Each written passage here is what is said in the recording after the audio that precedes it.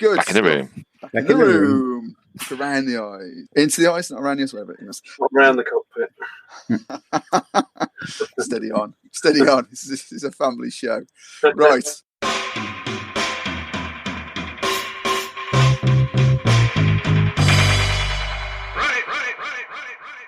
Hi, this is Steve, aka @AllOnThar on Twitter, and here are some more of my gaming vexes.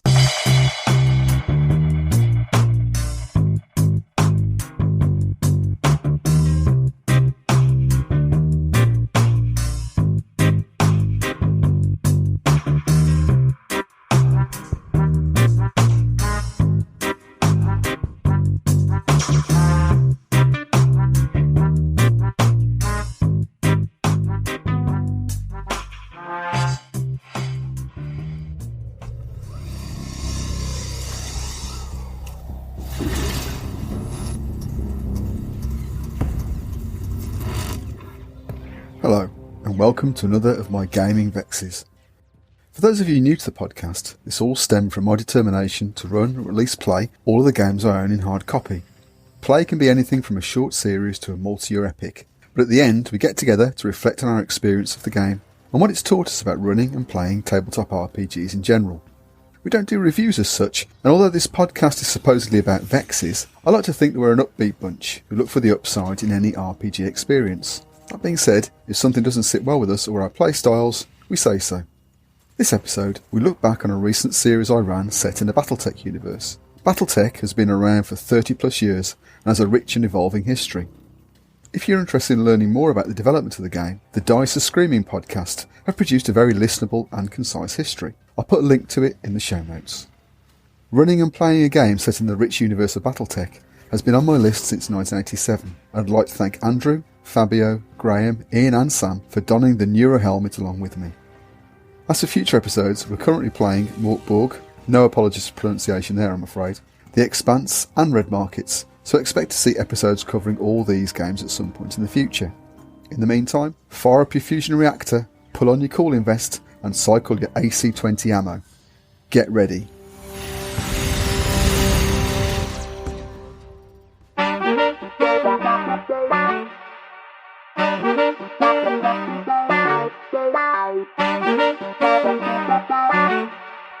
So this evening we're going to talk about our game of Mechwarrior and experience of Mechwarrior and Battletech and all big stompy robot goodness in general. So let's go around the virtual room and see who we've got with us. So Steve, hi, I'm Sam, long-time listener, first-time caller. That's a lie. That's a lie, you're right. Otherwise known as Sam Zero Veil on Twitter. Glad to be here. Glad to have you. Evening, yeah, Ian at Fenris Games on Twitter and pretty much everywhere online. Long time listener of the show, first time on it. I love that. yeah, that's okay. You can get away with it now. Yeah. Hi guys, I'm Andrew. You can find me on Twitter at Zoff93. Short and sweet. There you Just go. like me. The point. He's a professional. So we're talking about our game of our experience of Mechwarrior and Battletech in the RPG space, that was one of the things that was on my bucket list. I remember playing, doing the original first edition RPG back in the 80s, it would be the late 80s, and just never getting an RPG game off the ground. So this was brilliant. Although, as we'll hear, it sort of hit the buffers a little bit, but we can touch on that anyway. What's our previous exposure to Battletech been? Well, we'll start with you, Sam, as you've got 4 sheets of closer type notes on this. So. Well, yeah, I was an early adopter of this game. Back in 1984, I bought the original box set of the Battletech board game. Was that when it was Battletech? Because it was wasn't it Battle Droid to start with? Droids, I think when it came out, I bought the game as Battletech. I played the hell out of it. We had the little stand-up figures. That's right. But then I started to collect those Ralpath miniatures, the little metal ones from these guys on Peterborough Market. They used to sell games and minis. God damn the pusher, man. Yeah. From there onwards, I just kept on buying stuff, basically. It was technical readouts, field manuals for the houses.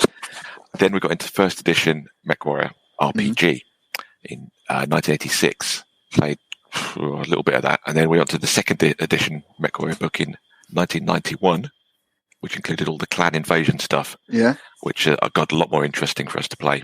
Then there was a third edition in 99. which I completely missed out on, basically. And then we went on to the classic Battletech RPG from FanPro, which had the awesome Life Path system in, which I found really good. Is that the Time of War one? Is that No, one? Then afterwards, A Time of War released in 2010.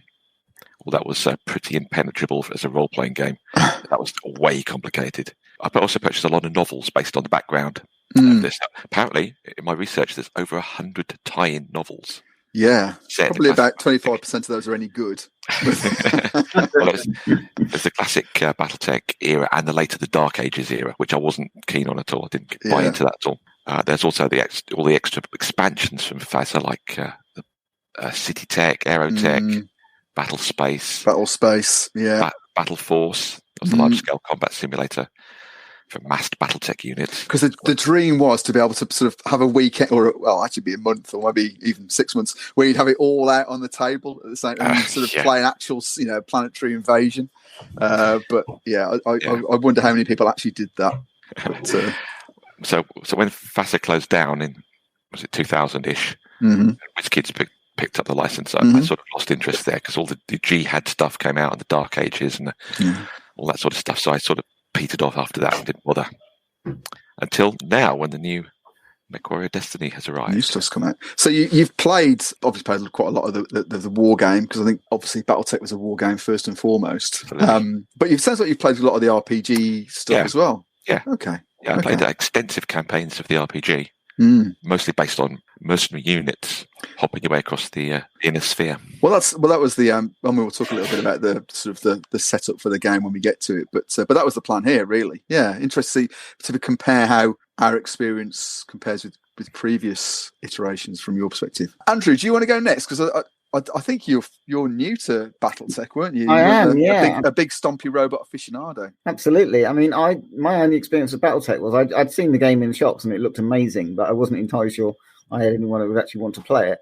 But I did play a fair bit of the early Mechwarrior computer games. That was which I the sort of first person shooter type. And I think there was a third person one as well. I think, wasn't there? But no, I really enjoyed those. So when you offered up the RPG, I thought, I'm going to jump on that, even though I've no real experience of the setting. Yeah, and we'll touch a little bit on how, because the Battletech, as Sam's alluded to, the Battletech background is vast. There's just so much of it. I think it's a challenge to sort of get somebody into the swing of a background like that, but without completely overwhelming them with stuff. I kind of halfway between Sam and Andrew. I played a lot of the original board game, war game version of it, but I came to it from having been a model maker at college. I came to it from model kits, really, having built lots of kind of Robotech, Crusher Joe, Paddleboard type kits, and then suddenly there were these. Well, it was the Warhammer kit that I think it was Bandai brought out in about 86, and I built that, and then suddenly we were playing RPGs and stuff and board games, and it was like, oh, there's a game to go with this, but it's little Railpatha miniatures, and we were already buying Railpatha for D&D or whatever. So yeah, we got into it by that route and picked up the first edition, the RPG, when that came out in 86, but just never played it, just never got around to playing it. Read it and, kind of was interested, and we just never got time to play it in amongst all the other RPGs we were playing, really. And then, like Andrew, only really touched on it through video games in the meantime. So I missed all of the different variations of the RPG and of the war game. Well, I remember from a computer gaming point of view, do you remember the battle pods? Do you remember those? Yeah. So in London, I think, I can't remember, it was there was, this is early 90s, so this was 91, 92. You could go and actually, this was amazing. You could sit in this pod and do a virtual reality battle thing. I remember sort of going to a very late night party that sort of didn't start till 11. So about 7 o'clock in the morning, we were wandering around London, and we ended up at this, waiting outside the door for this battle pod thing when it opened. So slightly hungover. Yeah. It was the best experience. It was amazing. The one in Trocadero, I think, wasn't it? Exactly, that was it. The Trocadero Centre. Yeah, that was fantastic. Yeah. But it was all good stuff. I'm Fabio Valono, and I'm on Twitter as Fabio Valono. I'm coming in totally new. I got to say that the only thing I've done was Mechwarrior, which was 1999, which was the real-time video game. Okay. I absolutely loved that. But other than that, I just kept seeing all the Battletech board gaming stuff coming in the games shop and kept thinking, oh God, that looks good. That looks good. That looks cool. Yeah, but it's just like never got around to playing it until now. So I think there's a range of experience in this. So if we're thinking about the Battletech setting, and then again, Andrew, from what you know of it, I was trying to approach this game thinking about what do we want out of it. Okay, so what are the things we have to make it a sort of a Mechwarrior or a Battletech type game. So, I mean, in my head, I was thinking that, obviously we want big stompy robots. Now, the thing, I think the issue with Battletech RPG integration with the tabletop over the years has just been it just takes so long, and a lot of the games were the RPGs are incredibly crunchy. Destiny, so the latest version, it's a really light touch approach, and they've done the same thing with Shadowrun as well. So they've published a thing called Shadowrun Anarchy, which is the same sort of setup, but essentially it's 2d6 or a number of d6 plus a stat, and you roll against a target number. And then for me, I wanted something where it's a little bit more of a you wanted to have the experience of playing on a hex map, let's say, because for me that's what Battletech was always about. But then you also wanted a bit more of a. It wasn't going to take you 5 hours to play a combat, which probably would have done under the other things. So that was one of the key things for me. What about you guys? What are your thoughts about what does a game have to have, or should it have to be a Battletech game? I was keen to play in this setting again after such a long time, and there's nothing better than slugging out in battle mechs. That's obviously a key thing that I wanted in the game. But also there's all sorts of political and intrigue maneuverings you could bring into the game. But it's obviously difficult with people who don't know anything about the game. The amount of intrigue and politics in it is it's immense. Huge. Yeah. So I think the first real novels that brought in the political bit was the Warrior on Guard, Riposte, and the last bit is the other warrior one. Yeah, the other warrior one. Yeah, and I think so. The politics is really high level, isn't it? So you've got the heads of the houses and all their machinations and stuff, and then on the ground, so you've got a mercenary unit who might get. And we did try to do this with the game. The way we had set up, so essentially you were guys who'd sort of essentially decided to leave the Confederation military, and you were starting to get drawn into some of that political stuff. But it's quite hard to get. There's no way, for example, that you guys, your player characters are going to come across Hans Davian. Do you know what I mean? Like the leader of the house, of House Davian. Yeah, it's difficult to integrate all of that, the great houses with what you're actually doing as a player. Because I mean, you can't.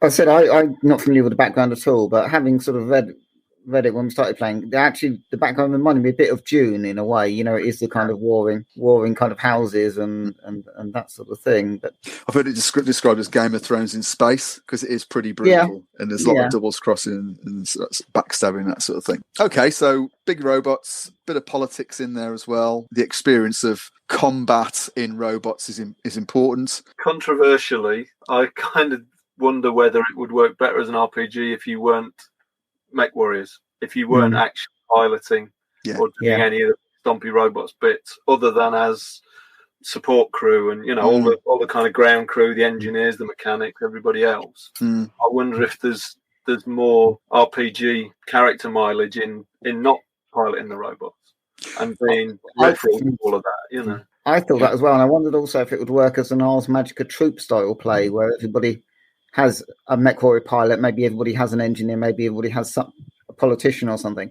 and then you just play different ones kind of every week, so definitely. Yeah, I've played quite a long campaign with just a Liao hit squad, basically ninjas doing stuff in the in the universe, and that worked quite well. So Maskirovka, sort of Black Ops team sort of thing. Yeah, brilliant. I think that's right. I think a troop style play would definitely work. I think your point, Ian, is right, because I think the challenge is that you get people say we're running a Battletech game, and goes I want to be in a mech, and it's probably different if you're going to say let's run it over 12 months or whatever as a campaign, so you get a bit of variety. I got to say that Mechwarrior Destiny, the book, is gorgeous. I absolutely loved it. It's great. And since this is called gaming vexes.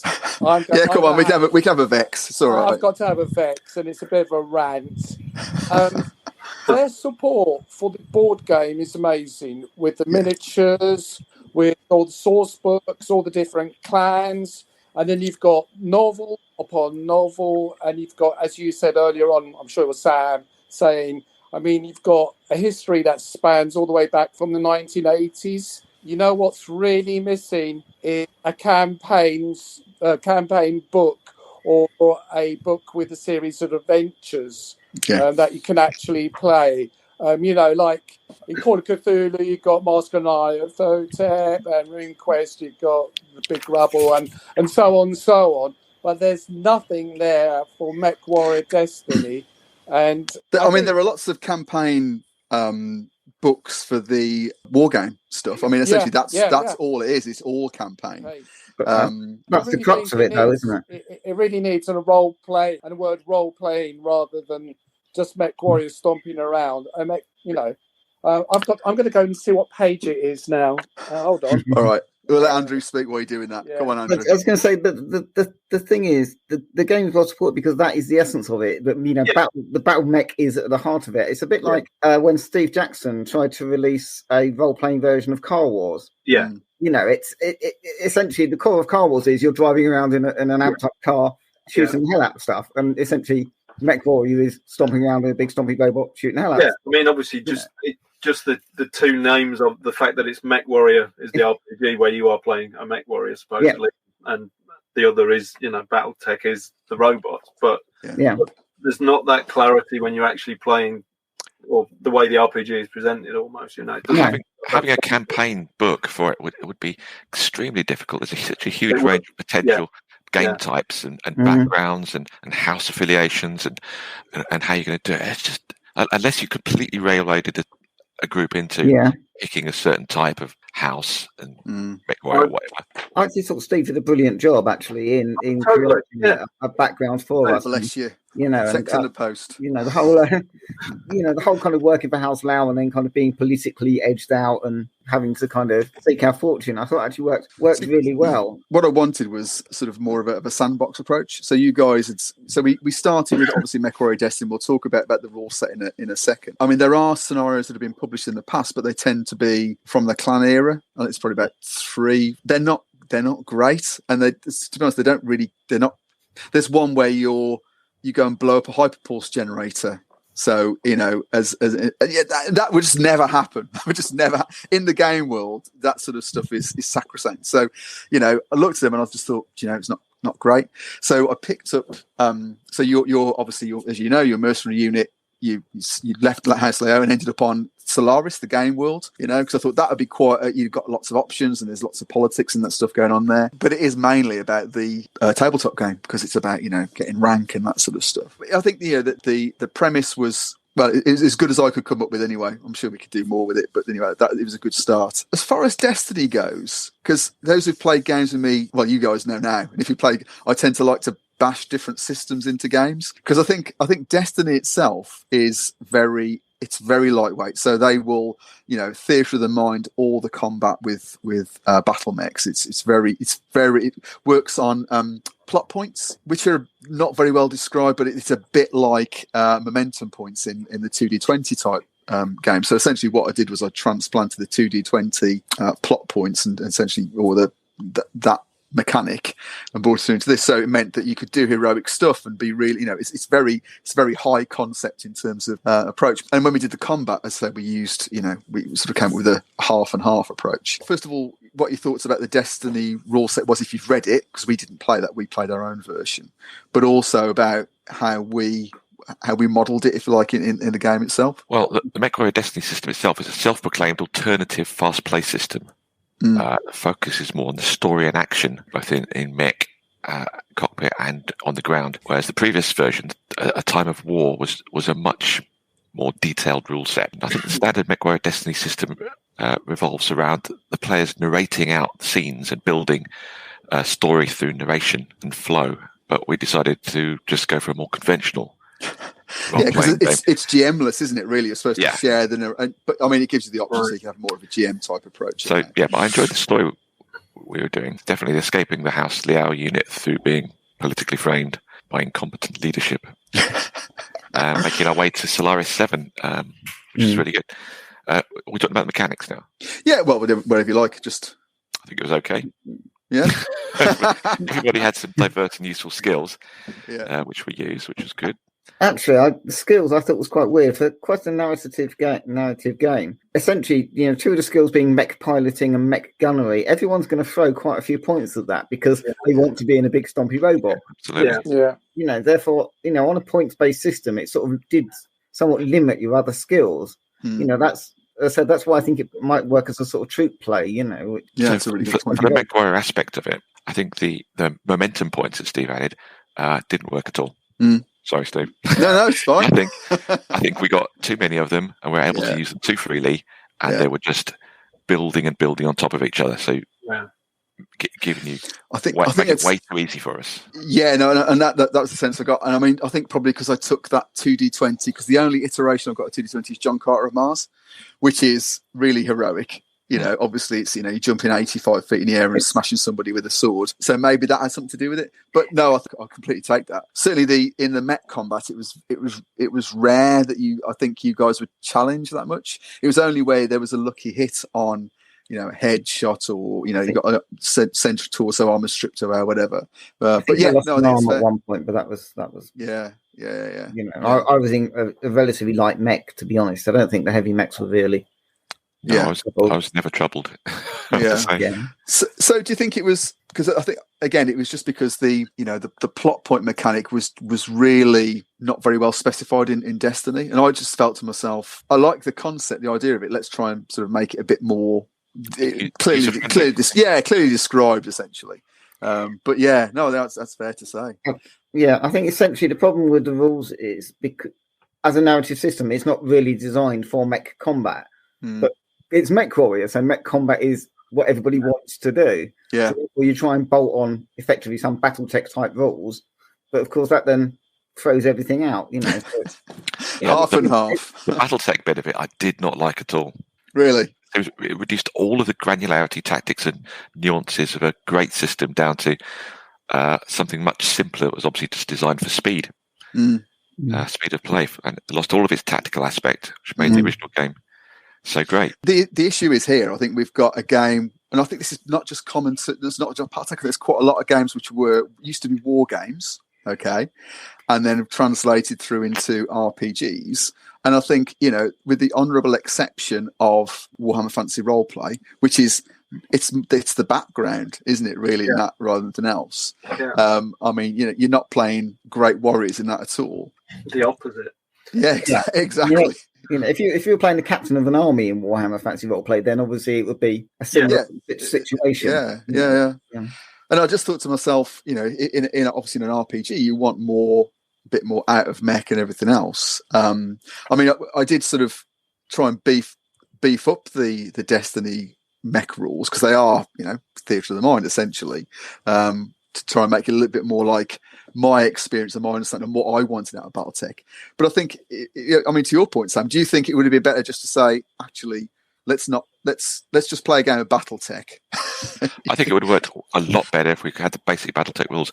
And we were playing on the VTT system, on Foundry, Foundry, which worked really well. All we had to do really was to use that properly was just to be able to rotate the mechs around. And it would have worked perfectly.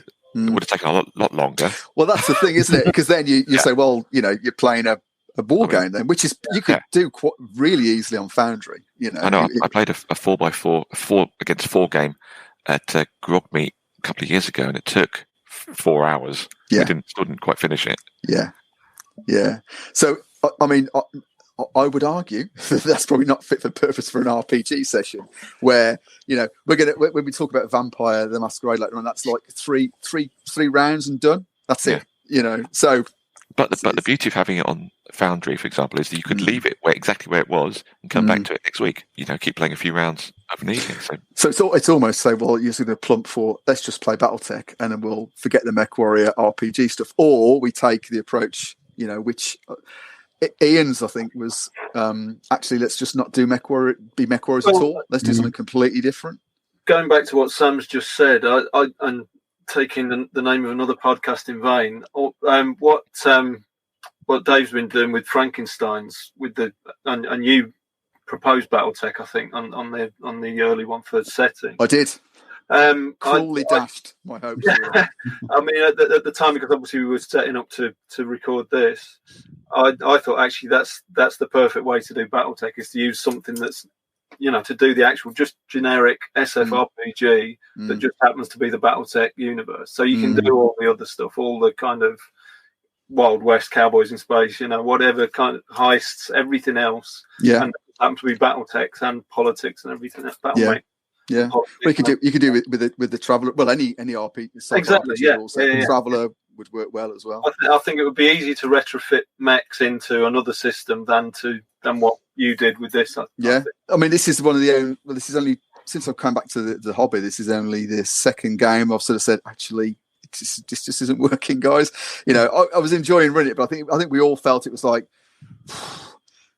okay, so a mercenary unit. You've got a mission to another planet to blow up for mechs to go and fight somewhere else. Or, I mean, we did mix it up a little bit, so you had a bit of ninja stuff in there as well. But I said, but actually, it just feels repetitive. So a bit flat. And funnily enough, it's a little bit like the Mechwarrior 5 Mercenaries Online that I'm playing a lot of at the minute. As much as you are just, because it's procedurally generated, there's no plot or very little plot, and you're just repairing your mechs, going to the next system, picking a contract, and your mechs damage, repairing the mechs, earning some money, salvaging, and that's the nature of the setting. So again, I think you need to come back away from that and do the little people rather than the big robot.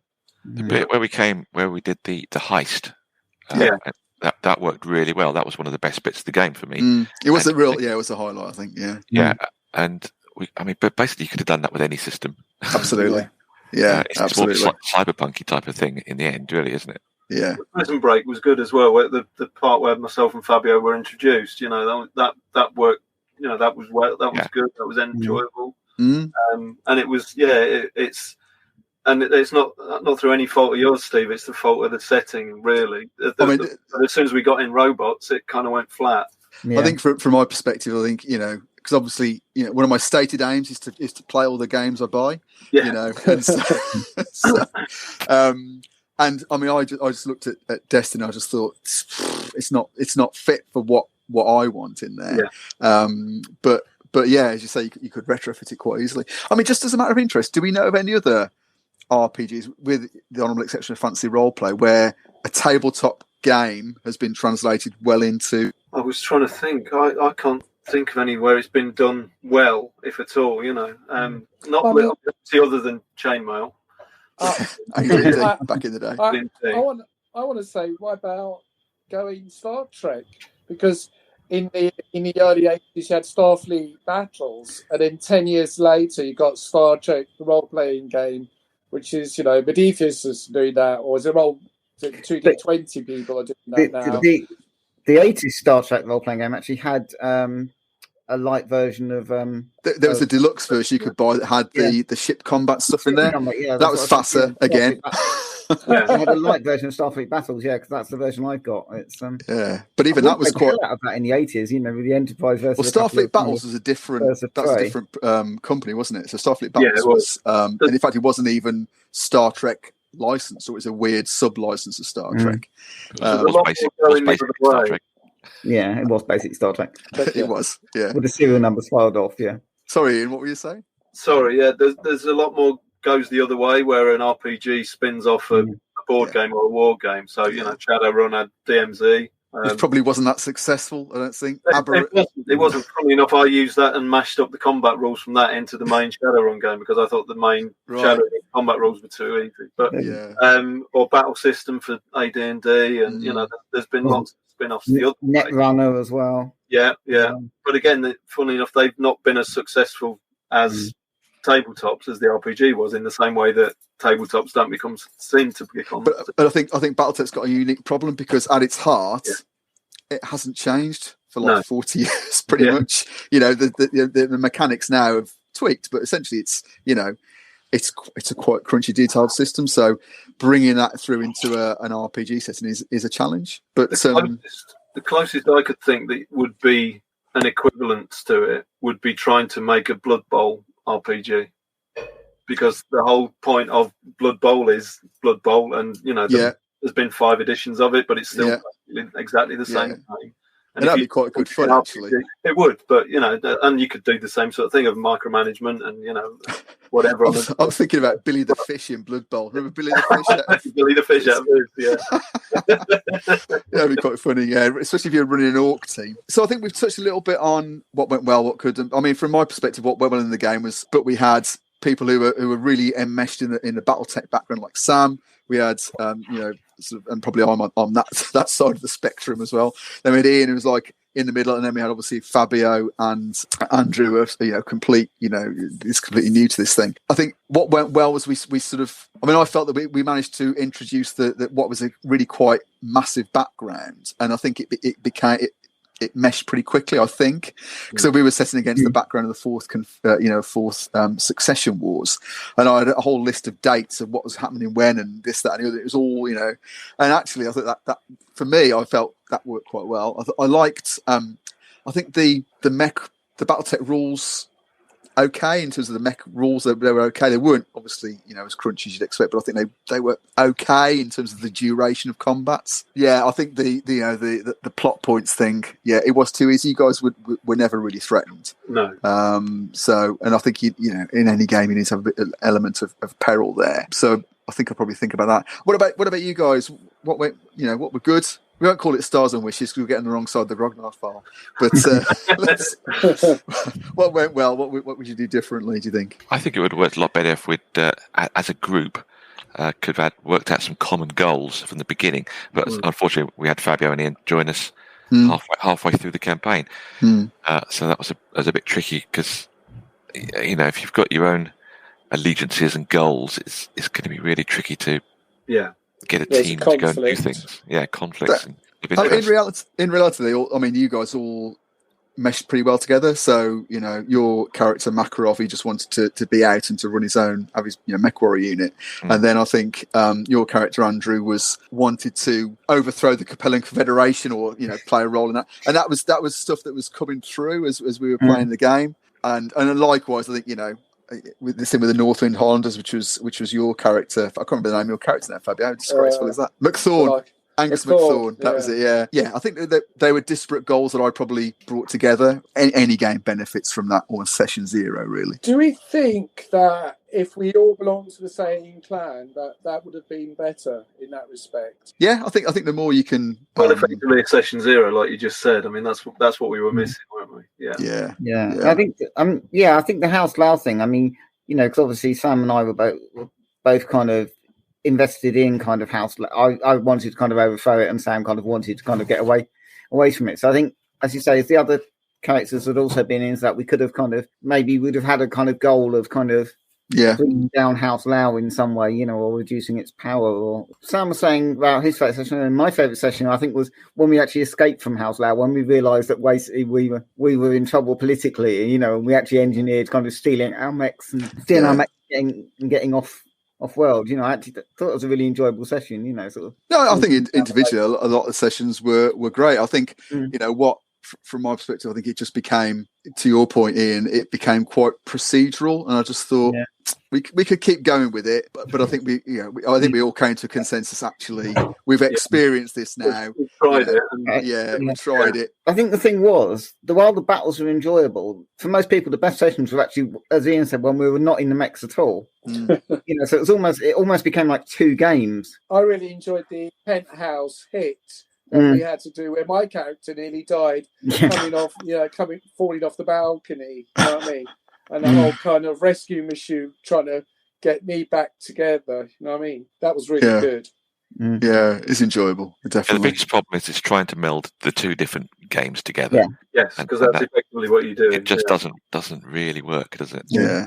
Sadly. And I think we'd love it to work. Yeah, I think that's probably the heart of why. First of all, for a game that probably hasn't sold huge amounts of RPG content, they're on essentially the 5th edition now of it, or the 5th version of it. It's still not quite got there, and I can't imagine they would love to sell loads of that product because obviously that drives miniature sales, which is where the real money is. I actually think that could work though. You have the role playing game where essentially, as Ian said, you basically play characters who aren't mechs, and then when it comes to battle, you actually swap over and play proper Battletech. Yeah. I think, and you commit a whole 2 sessions to running to actually doing But I just think that would, as a long running campaign, that would probably work. Have four role play sessions followed by 2 Battletech sessions. So you get 2 main courses and then pudding. So. Yeah. But if I was going to do that, I wouldn't use Mechwarrior Destiny. There's no point. You might as well use something. Yeah. Well, Traveller or something. Yeah. Yeah. Well. Maybe something a bit more cyberpunky. Yeah. Yeah. Something more towards the Mechwarrior setting rather than. Yeah. And there's a couple of other points I just wanted to pick up on. One was around, so this is probably more for Andrew and Fabio really, but again also, thoughts from Sam and Ian, is about, did you feel that the setting was, because I obviously, when I play these games, I like to learn how it works. When you've got a large setting like this, how do you feel as though you were introduced to it gradually enough, or was it a bit of massive info dump? It was overwhelming, Steve. It was just, I got watch my language, but it was overwhelming. Really? But then you could say that about RuneQuest. RuneQuest is overwhelming with the Galactian history, but they got a starter set, and some of the adventures I've been playing recently is a great way to, for new people to experience RuneQuest in Dragon Pass. And maybe Catalyst or Mechwarrior needs to take a kind of well, I bet they'll look at their leaf out of RuneQuest and have maybe a starter set, but they've got a beginner's box set for the wargaming aspect of it. You know what I mean? That sold shed loads. Yeah, that will have shifted so many units. I can't imagine Mechwarrior Destiny. I'm sure I'd be surprised if it has. My experience is different to Fabio's. I think Fabio came in the middle of the game, so he actually missed out on all the build-up, the Capellan. Yeah, cool. Yeah. Okay, that makes sense. I thought you did that kind of quite well. We were members of the Capellan Confederation, which essentially is quite a closed society, isn't it? So we wouldn't necessarily have had that much, quite indoctrinated, really. So you wouldn't necessarily know anything about history, would you? No, exactly. So I only knew a bit about, because I'd grown up on Solaris, I had the sort of free Capellan. I knew that there was a life outside the Capellan Confederation, but I didn't really know what that life was. You were a dissident even before. Yeah, it's a bit like saying someone who grew up in communist China, but then kind of moved to America, and realised different world, there's a different life out there. Yeah, so I thought, from my point of view, that was actually fine. I didn't really know anything about the great houses or the other wars or anything. But it probably would have been harder for Fabio coming in, sort of, trying to hit the ground running on that one. Yeah, a little bit, but I took a character out of Mechwarrior and just did a slight change on it. So that kind of really helps. I don't think you need to learn anything about the background history. As long as you know who you're fighting for and who your enemies are. Yeah. Basically, the stuff you can feed it in later at any point, really. I mean, that's all it basically. All you're going to be is a soldier, being told to fight. Certainly, that's what my character was. She was a blue collar sniper, and point her in the direction and tell her which head to shoot. Who to shoot? Yeah. I mean, I still maintain that FASA have got the best way of introducing large backgrounds, which is Earthdawn, of course, which is the one true game, and when you all emerge from a care and nobody knows anything, so nobody all as you go along. But So the last thing was obviously, the way we ran Battletech was a military unit-based game. Do you think there's anything specific that you need to do if you're doing that sort of stuff, or any sort of, pointers if we, where you've, so I suppose, Sam, your experience in the past where you've done the Merc stuff, what do you think needs to be in there to actually make that military unit type stuff work? I think you need to be a specialist or elite type of unit that can have their own independence. Making decisions without going to a higher-up authority is going to be difficult if you're regular line troopers. So you need to have either your own mech company, your own mercenary company, or be a part of an elite special unit who can operate independently. Yeah, you certainly need that freedom of action, don't you? You need that autonomy. Nothing that players hate, nothing that players hate more than being told you've got to do this. I mean, there's a bit of that up front, but Yeah, military orders are useful plot points. Mm. I mean, it can get you into situations. Yeah, but they do hinder role playing somewhat. Just the fact that if you're playing kind of special forces type units, then you've got that autonomy. But you do occasionally still have to debrief or defer to higher ups. But for the most part, you are your own man. Often doing the thing. So. Yeah, I think the special forces could give a small degree of railroading, which might help. But as you say, still a lot of variety. Give the autonomy. But do you find that the mission based stuff is a bit repetitive? Do you think could be? Yeah. Yeah. Well, okay. Yeah. So for a short series, it probably works quite well. But it depends what you're doing. If you're a hostage rescue team, for example, we could do the heist thing we did every session. I think going back to. Because certainly my recent experience of Mechwarrior is through the online game. As much as the game itself, the gameplay is very repetitive. If you read the background that you're fed with each contract and mission you take on, there's a lot of potential RPG material that you could cherry pick and get plot lines and whatever from. So from that point of view, Steve, for round 2 of this. Well, once I've worked through this shelf here, it'll be on the list. No, I think I would like to revisit it. I think, I do love Battletech. I think your point absolutely well taken about the keeping the battle mechs out of it, really, more of like background colour rather than sort of being front and centre. But then, of course, that opens. You can, there are.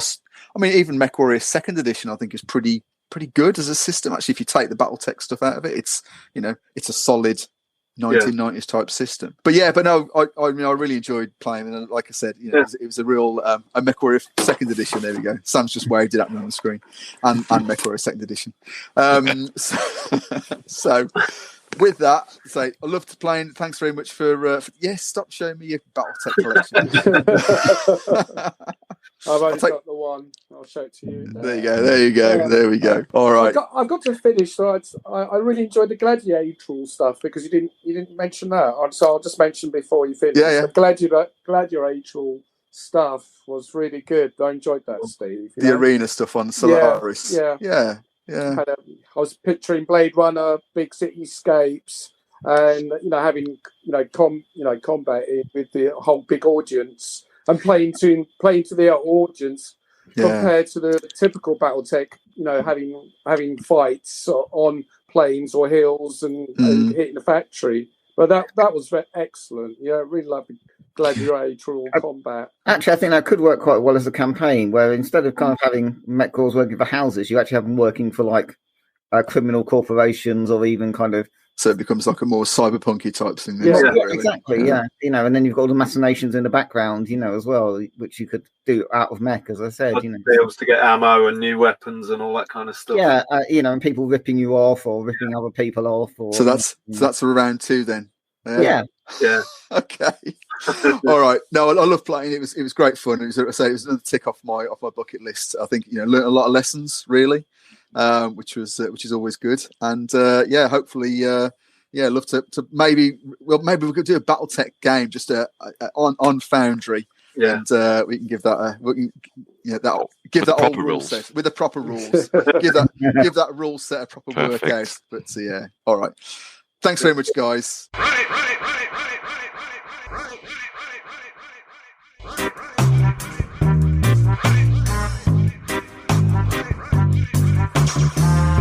Thanks for listening to another exploration of my gaming vexes. If you've got any thoughts you'd like to add to what you've heard here, or a gaming vex of your own you'd like to offer up for discussion, you can contact me on Twitter @AllAnthar, or you can leave a voice message. The link's on the podcast webpage on Anchor, or can be found in the show notes. Until the next time, may all your games be free of vexatiousness, and be excellent to each other, always.